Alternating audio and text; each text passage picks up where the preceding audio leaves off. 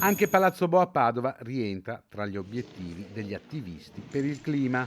Occupazione simbolica della Sala dei 40 davanti alla cattedra di Galileo. Attivisti del gruppo Scientist Rebellion hanno srotolato i loro striscioni e si sono sdraiati davanti a quello che è diventato un monumento allo scienziato e accademico.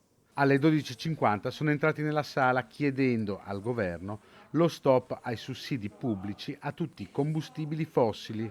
Una manifestazione, a differenza di quella di Firenze di qualche giorno fa, in cui non sono stati imbrattati muri, quadri o monumenti.